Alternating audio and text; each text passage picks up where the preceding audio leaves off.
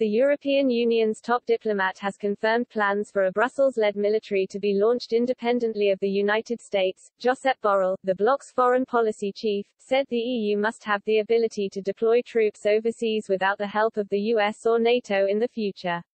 Brussels' latest drive for further military cooperation comes after European nations were forced to abandon their evacuation operations amid the US withdrawal from Afghanistan.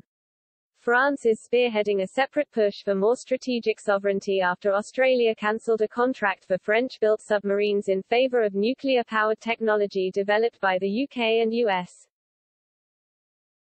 Responding to recent speculation over an EU army, Mr. Borrell told US broadcaster PBS, "There will be problems in our neighborhood in which the US will not intervene, and we should be able to do that on our own."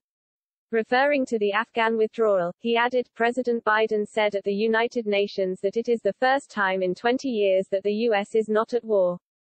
We Europeans, as I have said, have got to share a part of the responsibility, and for doing that you have to have the capability of deploying troops like the US is able to do.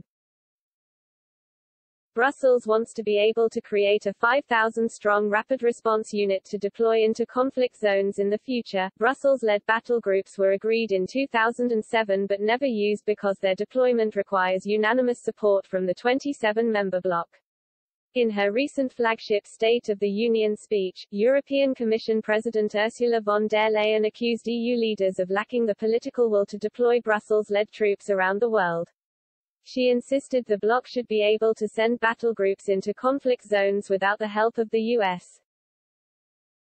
Mrs. von der Leyen told MEPs, "There will be missions where NATO or the United Nations will not be present but where Europe should be." The top Eurocrat added, "What has held us back until now is not just a shortfall of capacity, it is the lack of political will.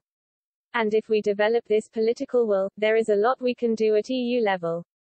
This push has also prompted suggestions that France could be ready to give up its seat at the United Nations Security Council in favor of a permanent Brussels representative.